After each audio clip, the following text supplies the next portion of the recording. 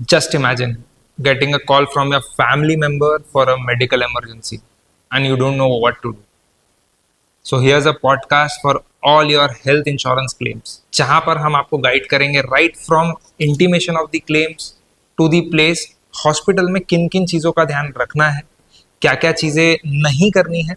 And for this we have the expert with us who has been in a leading health insurance company and has helped a lot of hospitals in order to settle the claims.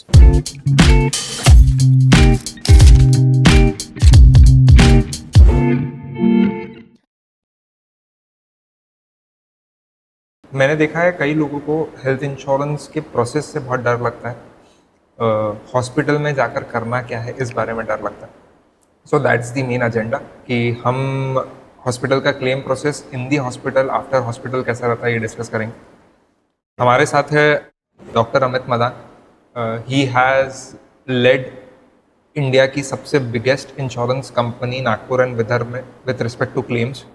Apart from this Nagpur के कई बड़े hospitals में he has been a head in the insurance department and now we have him today with us. और हम इनसे कई सारे सवाल पूछेंगे इन ऑर्डर कि आपके जितने भी क्लेम रिलेटेड चीज़ें रहती है उसको और बेहतर तरीके से जान सके ताकि क्लेम सेटलमेंट्स का प्रोसेस और आसान हो. The first thing that I would like to ask is थोड़ा सा आपके बारे में बताइए that what have you done, where are you from, how did you land up in this insurance department. Basically my self doctor Amit Madan. मैं proper Nagpur का ही हूँ. मैंने अपना BHMS किया है नागपुर कॉलेज ऑफ होम्योपैथी से. 2009 में पास आउट हुआ हूँ. उसके बाद जस्ट मैं अपना क्लिनिक चलाता हूँ, अभी भी वो क्लिनिक है सिंस 2010. और अपना मैं पहले एज ए RMO काम किया है मैंने न्यू एरा हॉस्पिटल में. फिर उसके बाद 2018 में मैं एक स्टार हेल्थ इंश्योरेंस कंपनी में as a HRM hospital relationship manager Nagpur Vidarbha संभालता था. नियर अबाउट मेरे अंडर 300 से 350 हॉस्पिटल्स थे. वो एक एक्सीडेंटली मेरे को एक अपॉर्चुनिटी मिली कि मैं स्टार हेल्थ में ज्वाइन हूँ, तो मैंने स्टार हेल्थ ज्वाइन किया. उस हिसाब से मेरे को क्लेम्स का थोड़ा सा नॉलेज चलना हुआ, तो फिर मेरा नॉलेज बढ़ता गया. अभी एट प्रेजेंट क्लिनिक चला रहा हूँ एक हॉस्पिटल में भी मैं अटैच्ड हूँ एज ए TPA कोऑर्डिनेटर. तो मेरा पहला सवाल आपसे ये रहेगा कि सभी लोग ये कहते हैं कि हॉस्पिटल्स चोर हैं एंड वो आपसे तब ज़्यादा रुपए लेते हैं जब आपके पास इंश्योरेंस और कम जब इंश्योरेंस नहीं होता. इस स्टेटमेंट के बारे में आपका क्या विचार है? ये स्टेटमेंट सही नहीं है. ओके. आइडियली ऐसा लोगों का सोचना है, क्योंकि हर हॉस्पिटल में ऐसा नहीं होता है. किसी किसी के एक्सपीरियंस, हर जगह से एक्सपीरियंस अलग होते हैं. किसी एक के साथ एक्सपीरियंस होगा, उसने एक्सपीरियंस शेयर किया तो सब उसके पीछे लग लिए. बट ऐसा नहीं है कि हॉस्पिटल चोर होते हैं. हर एक हॉस्पिटल का भी हर कंपनी से एक बॉन्ड रहता है. MOU साइन रहता है, SOC साइन रहते हैं. MOU मतलब मेमोरेंडम ऑफ अंडरस्टैंडिंग रहता है, एक पेपर वर्क होता है पूरा, जो एक बॉन्ड साइन होता है. SOC मतलब शेड्यूल ऑफ चार्जेस रहता है कि हॉस्पिटल अपना एक शेड्यूल चार्जेस सबमिट करती है कि हम इससे ज़्यादा कंपनी इंश्योरेंस वालों को चार्ज नहीं करेंगे. तो वो उसको ये नहीं कर सकते कि उससे ज़्यादा चार्ज कर दिया या बहुत ज़्यादा कर दिया, ऐसा नहीं रहता है. बट क्या वो चार्जेस जब एक व्यक्ति इंश्योरेंस परस्यू नहीं कर रहा है उससे ज़्यादा होंगे? नहीं. कैश के चार्जेस एटलीस्ट इंश्योरेंस कंपनियों के चार्जेस से ज़्यादा रहते हैं. Is it? इंश्योरेंस में चार्जेस कम रहते हैं, कैश के पेशेंट्स के चार्जेस ज़्यादा रहते हैं. नियर अबाउट 90% हॉस्पिटल्स में अभी ये चीज़ हो गया है. एक कोविड के पहले का सीनेरियो अलग था, कोविड के बाद का सीनेरियो बहुत अलग है. क्या चेंजेस आए हैं कोविड के बाद जो आपको लगता है कि जिसके कारण हेल्थ इंश्योरेंस इंडस्ट्री में चेंजेस आए? कोविड के बाद तो ऐसा एक जो बेसिकली बोलो एक अवेयरनेस जो आया है लोगों में कि इंश्योरेंस होना चाहिए, तो उससे इंश्योरेंस सेक्टर को बहुत बड़ा बेनिफिट मिला है. कंपनीज के इंश्योरेंस ज़्यादा बिके हैं, हॉस्पिटल्स को उसका बेनिफिट मिला है कि इंश्योरेंस के पेशेंट ज़्यादा आने लगे हैं. राइट. तो एक फुटफॉल ज़्यादा होता है हॉस्पिटल्स में, तो एक हॉस्पिटल को इसका बेनिफिट होता है, पेशेंट्स को बेनिफिट होता है कि नहीं ये हॉस्पिटल हमारे पास कैशलेस में है तो हमको कैशलेस हो जाएगा. राइट. ये चीज़ें रहती है. और कभी भी कोई भी एक पेशेंट भी अपना फ़ायदा देखता है, हॉस्पिटल भी अपना ही फ़ायदा देखेगा. राइट. क्योंकि कोई अपना नुकसान नहीं कराना चाहिए. पेशेंट का सोचना ये रहेगा कि मेरे को कैशलेस मिल जाए, मेरे को जेब से पैसा ना लगे. हॉस्पिटल बोलेगा मेरे को पेशेंट मिले, अच्छे से मिले, 1 के 2 हुए, 2 से 4 हुए, कि कोई पेशेंट नाराज़ होके ना जाए. तो इसलिए पेशेंट का भी बिलिंग वैसा ही रहता है, हॉस्पिटल भी वैसा बिलिंग करता है कि कोई प्रॉब्लम ना हो. Great. Being a insurance agents हमने नोटिस किया है कि after the doctor says that अब आपका डिस्चार्ज करते हैं आज, उसके बाद से फाइनल क्लेम सेटलमेंट के मैसेज आने के बीच में 5 से 6 घंटे का गैप होता है, which is the most frustrating period for a patient. Right. ऐसा क्या होता है वो 6 घंटे में, क्यों ये प्रोसेस इतना समय ले रहा है? ठीक है. बेसिकली क्या होता है, जब जैसे डॉक्टर ने बोल दिया डिस्चार्ज है, अब पेशेंट इंश्योरेंस का है, तो वो फाइल पहले जो डॉक्टर आरएमओ रहता है, रेसिडेंट मेडिकल ऑफिसर जो रहता है, वो फाइल चेक करके फिर सिस्टर चेक करके वो फाइल भेजती है बिलिंग को। बिलिंग डिपार्टमेंट हर चीज़ चेक करता है कि क्या क्या चार्जेस है, कौन कौन से डॉक्टर्स ने देखा है, क्या इन्वेस्टिगेशन हुआ है, उसको वो सब बिल में लगाना पड़ता है। वो बिल लगाएगा, उसको कम से कम आज से 1 घंटा लग जाता है। फिर बिलिंग होती है तो उसके बाद वो फाइल जाती है डिपार्टमेंट में, इसके डाटा एंट्री, जहाँ पे डिस्चार्ज समरी बनती है। राइट। फिर डिस्चार्ज समरी बनने को, टाइप करने को, चेक करने को टाइम लग जाता है 1 आध घंटा। फिर उसके बाद वो जाता है वापस टीपीए कोऑर्डिनेटर को। टीपीए कोऑर्डिनेटर वो फाइल पूरा बिल बना के कन्वर्ट करके, जो पहले बिल बना हॉस्पिटल के, फिर वो टीपीए के हिसाब से बिल को कन्वर्ट करता है, फिर वो भेजता है इंश्योरेंस कंपनी को। Discharge summary, final bill, investigations और डॉक्यूमेंट्स पूरे जो कंपनी को लगते हैं। देन इंश्योरेंस कंपनी का जब वो बिल पहुंचता है तो इंश्योरेंस कंपनी का एक टाइट है मिनिमम मैक्सिमम 4 घंटे का, कि उसमें 4 घंटे में उसको क्लेम प्रोसेस करना है। राइट। एक क्लेम नहीं रहता। अगर इंश्योरेंस कंपनी के पास देखा जाए तो हर मिनट में कोई ना कोई 2-4 क्लेम्स आ ही रहे, तो एक टीम भी है तो भी क्लेम्स बहुत ज़्यादा होते हैं, तो उसके हिसाब से हर एक क्लेम जैसे आएगा लाइन में, तो उसके हिसाब से उनको चेक करेंगे। इंश्योरेंस कंपनी में जो भी प्रोसेसिंग डॉक्टर बैठा है उसको भी वो चेक करना है। डिस्चार्ज समरी के हिसाब से उसके डॉक्यूमेंट चेक करना है, पॉलिसीज चेक करना है, इंश्योरेंस का क्लेम जो है, जो भी पॉलिसी है उसकी, उसके पॉलिसी टर्म्स एंड कंडीशन से क्या बिलिंग हुआ है उसको बिलिंग भी चेक करना है, फिर उसका क्लिनिकल पार्ट भी चेक करना है। ये सब चीज़ चेक करते करते उसको 4 घंटे मिनिमम लग ही जाते हैं। फिर वो बाद में 4 घंटे बाद अगर कुछ इशू रहा तो क्वेरी, क्लियर कट केस रहा तो बहुत जल्दी हो जाता है, 4 घंटे 6 घंटे नहीं लगते। ओके। अगर एज अ पेशेंट मुझे ये समय कम करना हो तो क्या मैं अपनी तरफ से कुछ कर सकता हूँ, या फिर ये इससे पीस बनाने की ज़रूरत है? पीस तो रखना ही पड़ेगा। और दूसरी चीज़ ये है कि जैसे हॉस्पिटल ने इंश्योरेंस कंपनी को डॉक्यूमेंट भेज दिया, जैसे आपके एजेंट को कांटेक्ट करो या कंपनी में जो भी है उसको कांटेक्ट करो कि हमारा एक क्लेम नंबर दे दो कि ये हुआ है, इसको जल्दी प्रोसेस करवा दो, तो वो टाइम जो 4 घंटे कंपनी लगाती है वो बच सकता है। कम हो सकता है, बच नहीं सकता। ऑलराइट। बहुत बार ऐसे समय में इंश्योरेंस कंपनी ये कहती है कि आपके इंश्योरेंस का क्लेम डिले हो रहा है, आप एक बार कैश पे कर दो एंड चले जाओ। तो ऐसे समय में एज अ पेशेंट हमने क्या करना चाहिए? नहीं मानना चाहिए उनकी बात। ओके। क्यों? Right. You have taken the policy, right. Hospital tie up with the company, right. उनके पास सब कुछ है। राइट। ये एक एग्जीक्यूटिव बोलेगा, कभी भी डॉक्टर नहीं बोलेगा। ये ट्रू। जो टीपीए में एग्जीक्यूटिव बैठा है या जिसको ठीक है कुछ ना कुछ कारण जिसका उसका वर्कलोड ज़्यादा है या शॉर्ट टर्म है, यानी एक दिन का ही पेशेंट एडमिट है कि लगता है कि मैं छोटा सा ही बिल है वो पे कर सकता है, तो वो बोलते हैं। बट वो भी आइडियली नहीं बोलना चाहिए। वो डिसीजन पेशेंट के रिलेटिव का ही रहेगा कि उसको कैश भरना है कि कैशलेस से जाना है। अपन उस पर कोई डिसीजन थोप नहीं सकते कि आप कैश ही भर दो। इट्स नॉट सही, वो सही नहीं है, बिल्कुल भी सही नहीं, हॉस्पिटल की तरफ से नहीं है। ये हॉस्पिटल की तरफ से तो नहीं है, बट एज अ पेशेंट हम हॉस्पिटल को क्या बोल सकते हैं when they force us in order to say कि आप प्लीज कैश भर दो और चले जाओ? बोलना मेरे को कैशलेस में जाना है, प्रोसेस करो, मैं वेट करूँगा। ओके। और सेम थिंग, जैसे आपका क्लेम नंबर जनरेट हुआ या आपने डिस्चार्ज प्रोसेस कर दिया, कंपनी को इन्फॉर्म कर दो, एजेंट को इन्फॉर्म कर दो, he will take care of that. अगर मुझे अपना क्लेम बहुत हैसल फ्री रखना है तो as an emergency this can be for the family also, परिवार के लिए भी ये बात हो सकती है कि ऐसी कौन सी 3 चीज़ें कैरी करनी चाहिए at the time of hospitalisation जिससे क्लेम्स में कोई प्रॉब्लम ना है and it can be easy? एक तो आपका इंश्योरेंस कार्ड या तो इंश्योरेंस पॉलिसी आपके मेल पे रहती है, एक वो हो गया। आपका पैन कार्ड, आधार कार्ड पेशेंट का और जिसके नाम से पॉलिसी उनका, दैट्स इट। तो अगर मैं ये 4 अपना चीज़ें रखूँ, हेल्थ पॉलिसी, पैन कार्ड और आधार कार्ड, अगर ये 3 चीज़ें हैंडी रखता हूँ तो मेरे को क्लेम्स में कोई दिक्कत नहीं है। कोई प्रॉब्लम नहीं जाएगी। ग्रेट। आज की तारीख में हॉस्पिटल्स भी ऐसे हैं कि जिन्होंने आपको कार्ड दिखा दिया, they will admit you as per cashless only, तो कोई इशू नहीं जाता है। कुछ हॉस्पिटल्स के क्राइटेरिया रहते हैं कि पहले वो कैश में एडमिट करते हैं, जब तक आपका अप्रूवल नहीं आता कंपनी से तब तक आप कैश में रहते हैं, उसके बाद वो आपको कैशलेस में कन्वर्ट कर देते हैं। ओके। तो एक सीनेरियो है, वो भी फॉर देयर सेफ्टी ऑल्सो, उसके लिए कोई इशू नहीं है उसमें, वो भी गलत नहीं करे, वो भी सही चीज़ कर रहे हैं। सो आप क्या वो सिक्योरिटी डिपॉजिट अमाउंट की बात कर रहे हैं कि एज सून एज अगर किसी व्यक्ति का कैशलेस फैसिलिटी अवेलेबल है फिर भी उसे एक सिक्योरिटी डिपॉजिट देना पड़ता है, तो उस बारे में क्या कहना चाहेंगे कि वो गलत नहीं है? ओके। बिकॉज इन हॉस्पिटल को भी नहीं पता कि आपका कैशलेस अप्रूव होगा कि नहीं होगा, राइट। तो एक अपने सिक्योरिटी डिपॉजिट लेते वो भी रिफंडेबल रहता है।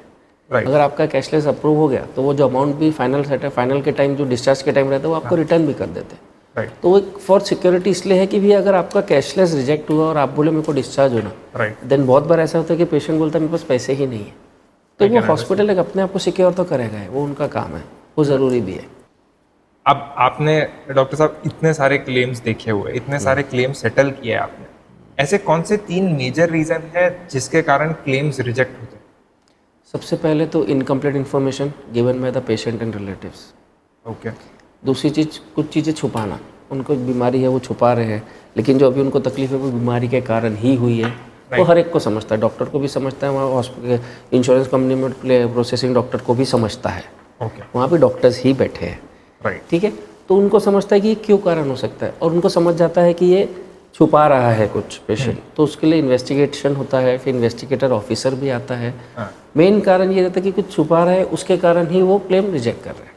Non disclosure of fact is the major reason for non disclosure major reason. दूसरा पॉलिसी टर्म्स एंड कंडीशन रहती है। Okay. बहुत से लोग पॉलिसी ले लेते हैं, उनको पॉलिसी टर्म्स नहीं पता है। जैसे सपोज कोई सर्जरी है, जनरल सर्जरी हो गई, कोई भी सर्जरी हो गई, Right. बोन सेलेट सर्जरी हो गई, जनरल सर्जरी हो गई, यूरोजेनेटल हो गया, राइट गायनेकोलॉजी प्रॉब्लम हो गई, ये सब चीज़ें का 2 साल का वेटिंग पीरियड है as per policy terms and condition, right एक कॉमन है। हाँ बट पर भी क्या होता है कि पेशेंट बोलता है या पेशेंट रिलेटिव्स बोलते हैं आप प्रोसेस करो, हम देख लेंगे। जब पॉलिसी टर्म्स एंड कंडीशन, वो क्लेम तो ऑब्वियसली अप्रूव होने वाला है नहीं, राइट तो ऑब्वियसली रिजेक्ट होता है। फिर रिजेक्ट हुआ तो रिलेटिव्स बोलते हैं क्यों रिजेक्ट हुआ, रिजेक्ट होने के बाद तो समझने को तैयार नहीं थे कि क्यों रिजेक्ट हुआ। राइट उनको ये रीज़न बताया तो सिर्फ एक ही चीज़ बोलते हैं, हमको तो एजेंट ने बताया नहीं। ओके मेन क्या होता है, वो डाल देते एजेंट पे है।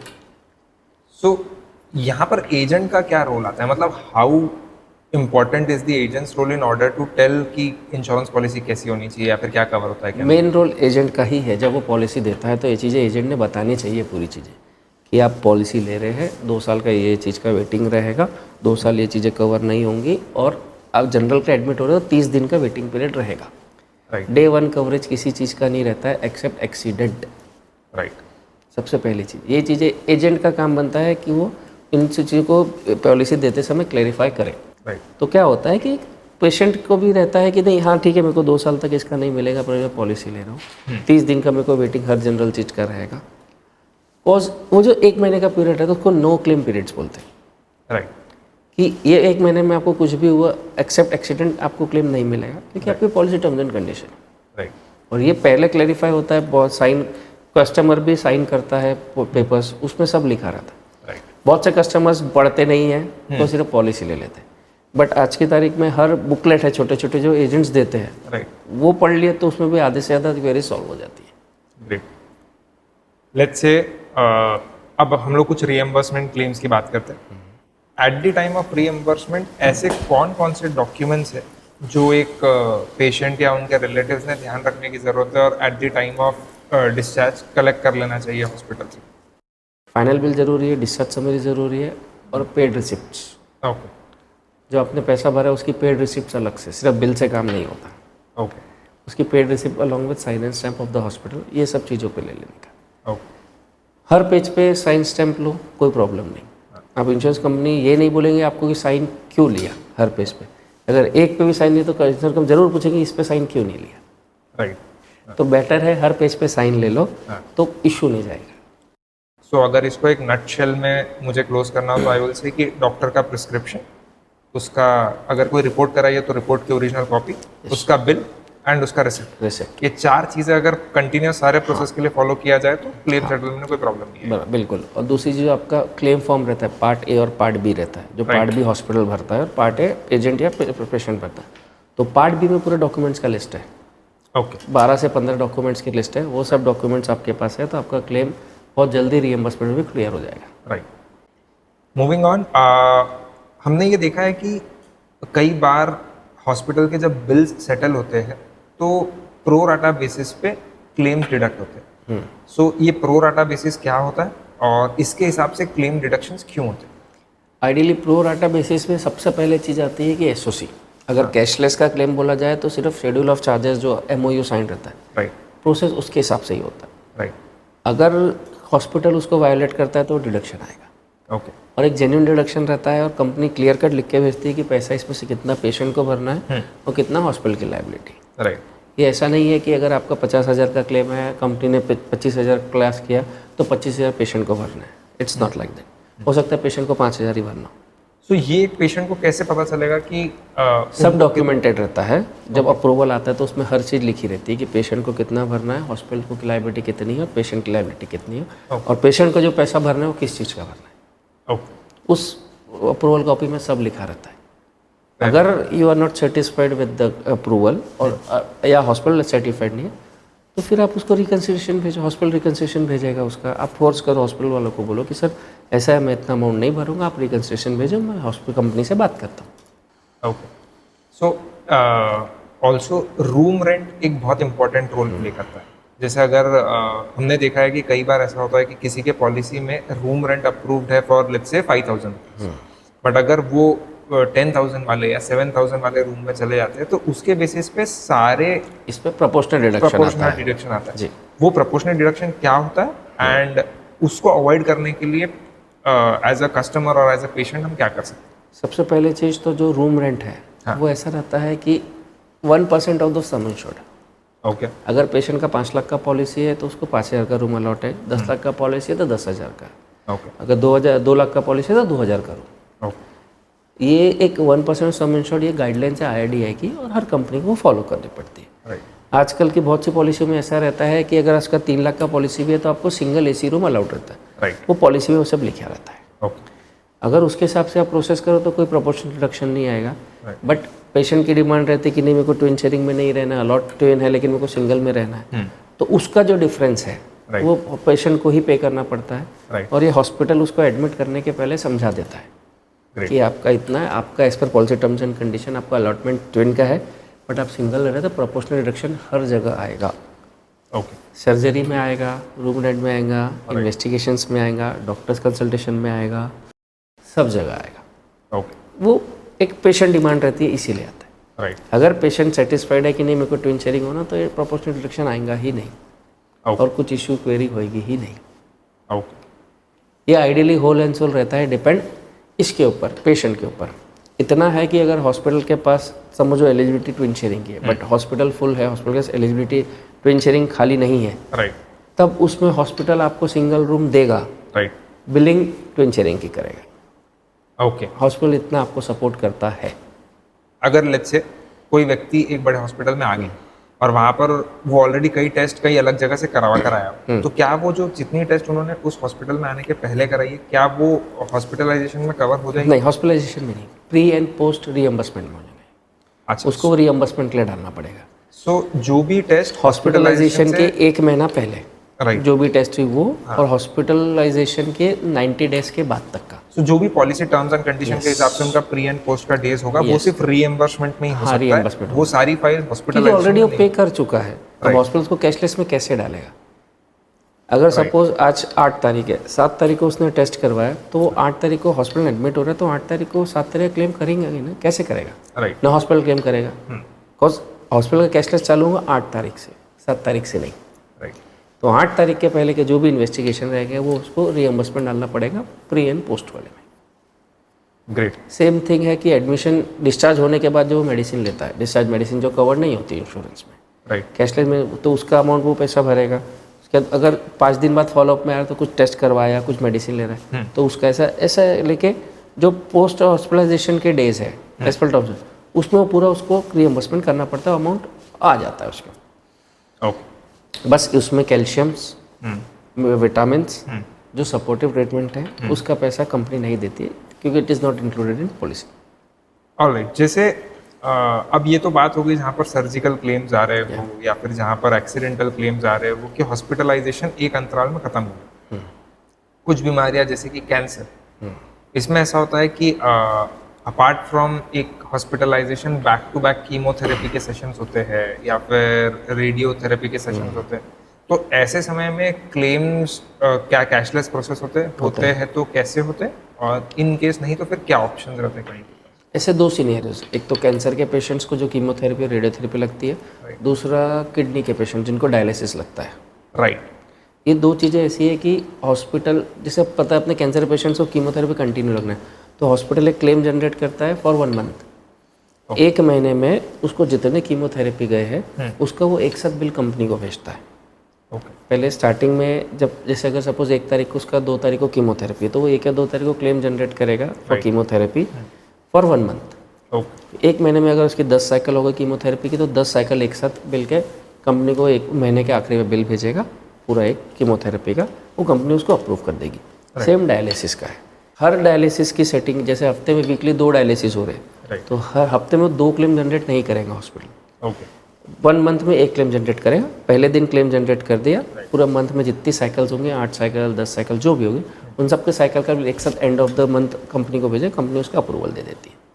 सो अगर सरल भाषा में पूछना हो तो कीमोथेरेपी एंड डायलिसिस के क्लेम्स भी कैशलेस हो सकते हैं? यस होते हैं, अच्छा होते हैं। ऑलराइट ग्रेट हर कंपनी करती है, होते हैं, राइट चाहे वो कॉर्पोरेट हो या इंडिविजुअल हो। ओके बेसिकली इंश्योरेंस में ऐसा रहता है कि 2 चीज़ें रहती है, एक private insurance companies individual policy वाला, और दूसरा कॉर्पोरेट जो कंपनी से मिली हुई पॉलिसी है, ग्रुप मेडिक्लेम ग्रुप मेडिक्लेम्स जो है। ओके ये ग्रुप मेडिक्लेम जहाँ पे आप जॉब कर रहे हो वहाँ से मिला हुआ पॉलिसी है, वो ग्रुप मेडिक्लेम। ये दोनों का प्रोसेसिंग थोड़ा सा डिफरेंस रहता है। ओके कैसे रहेगा आप थोड़ा सा अगर डिटेल में बता पाए तो? बेसिकली ग्रुप पॉलिसी में ऐसा रहता है कि कैशलेस के चांसेस ज़्यादा रहते हैं, उसमें कोई बॉन्डिंग नहीं रहता है, डे 1 कवरेज रहता है राइट ग्रुप में। वैसा ये इंडिविजुअल नहीं रहता है, इंडिविजुअल 2 इयर्स वेटिंग रहता है, राइट फिर 30 डेज़ का वेटिंग पीरियड रहता है पहले जब पॉलिसी लिया, उसका 2 इयर्स वेटिंग जनरल चीज़ों के लिए रहता है, और प्री एग्जिस्टिंग रहा तो 3 साल या 4 साल रहता है वेटिंग, जो कि ग्रुप में नहीं रहता है, ये इंडिविजुअल में रहता है। तो थोड़ा सा का फ़र्क रहता है।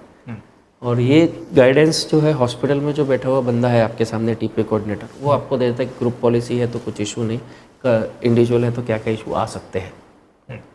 अब सपोज पेशेंट एडमिटेड है मेडिकल मैनेजमेंट के लिए, कैंसर का पेशेंट है, बट उसको रेडियोथेरेपी लग रही है। अब एक हॉस्पिटल में रेडियोथेरेपी नहीं है, अब वो दूसरे हॉस्पिटल में जा रहा है, राइट तो वहाँ पे वो रेडियोथेरेपी का क्लेम अलग से जनरेट कर सकता है, ओके और वो उसका कैशलेस होता है।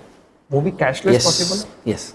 Okay this is amazing. Patient या एक जगह एडमिटेड है बट दूसरी जगह रेडियोथेरेपी ले जा रहा है, तो यहाँ से भी एक लेटर लेके और वहाँ से दूसरे हॉस्पिटल से वो क्लेम करके कि रेडियोथेरेपी यहाँ लग रही है, तो ऐसा कैशलेस होता है। ओके कंपनी इतना फैसिलिटी देती है आज की तारीख में कि वो कैशलेस होता है। That is amazing to know. क्या आपने कभी ऐसा देखा है कि एक बहुत जेन्यून क्लेम बट किसी कारण से रिजेक्ट हो गया? अगर ऐसा है तो कोई एक आधी केस स्टडी अगर आप बता पाओ, एंड आपने फिर उसमें क्या रोल प्ले किया in order to get that claim settled? Genuine cases तो बहुत है, वैसे ऐसे केसेस तो बहुत है, मेरे लाइफ में तो बहुत हुए हैं। क्लेम रिजेक्ट हुआ, 1 बार 2 बार रिजेक्ट हुआ, तीसरी बार रिजेक्ट हुआ, चौथी बार में हमने अप्रूव करवाया। एक अपेंडिक्स का ही केस है, पेशेंट आया इमरजेंसी में आया, रात में एडमिट हुआ, सुबह उसका क्लेम भेजा गया, रिजेक्ट हो गया। Reason may be pre existing. Right अब फर्स्ट टाइम उसको सपोर्टिव डॉक्यूमेंट्स डाले, सीटी स्कैन डाला, सोनोग्राफी डाली, फिर वापस रिजेक्ट आया कि need more information and more investigation, कि हम वो केस इन्वेस्टिगेट करेंगे फिर बताएंगे। इन्वेस्टिगेटर आया, रिपोर्ट लेके गया, सब कुछ करके गया, देके गया, अगेन कुछ रिप्लाई नहीं आया। 3rd डे हमने एक लेटर डाला, investigator had came, investigated the case, all the documents are there, we have submitted all the documents, it is a genuine case, kindly pass the claim. उसके बाद company से call आता है, discussion होता है, फिर उसके बाद वो क्लेम पास होता है। ओके एक सिंपल केस था अपेंडिक्स का, बट कहीं कंपनी को डाउट लगा, उन्होंने क्वेरी रेस की, इन्वेस्टिगेशन भेजा, इन्वेस्टिगेटर ने इन्वेस्टिगेट की, अपनी रिपोर्ट सबमिट किया, एक कन्वर्सेशन हुआ, उसके बाद वो क्लेम पास हुआ। राइट नहीं तो आइडियली ऐसा रहता है कि एक जेन्युइन केस आया, अपेंडिक्स का सर्जरी किया, पेशेंट 2 दिन में डिस्चार्ज हो गया, कैशलेस भी हो गया। राइट बट कुछ कुछ केसेस में ऐसा रहता है कि जेन्युइन केसेस भी अटक जाते हैं। ओके बिकॉज कहीं ना कहीं किसी कंपनी को डाउट गया, तो वो उनका भी सही है कि उनको डाउट क्लियर करना है राइट कि कहीं ये फ्रॉड क्लेम तो नहीं है। Talking about fraud claims, Covid के बाद हमने नोटिस किया कि काफ़ी कंपनियां इन्वेस्टिगेशन के लिए आजकल टीम्स भेजती हैं and they are thoroughly checking every claim. Right. तो क्या कोविड के बाद बहुत ज़्यादा फ्रॉडुलेंट क्लेम्स बढ़ गए हैं, या फिर क्या कंपनियां बहुत ज़्यादा इन्वेस्टिगेटिव हो गई है? बेसिकली कोविड ऐसा सीनियर था जिसमें रीएम्बर्समेंट क्लेम्स इतने ज़्यादा गए हैं, इतने ज़्यादा गए हैं, और जिसमें से बहुत से क्लेम्स ऐसे थे कि जेन्युइन नहीं थे। ओके अब कुछ हॉस्पिटल ने क्लेम्स बनाए हैं, या कुछ कुछ पेशेंट्स के बोलने पे उन्होंने क्लेम बनवाए।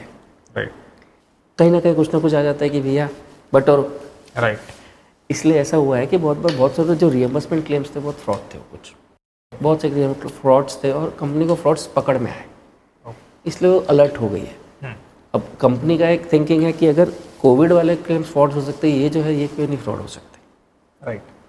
उनका सोचना ऐसा है, हॉस्पिटल का सोचना ऐसा है कि कोविड कह रहा है हमने तो फ्रॉड नहीं किया, हमने कुछ नहीं किया, फिर इन्वेस्टिगेट क्यों कर रहे हैं।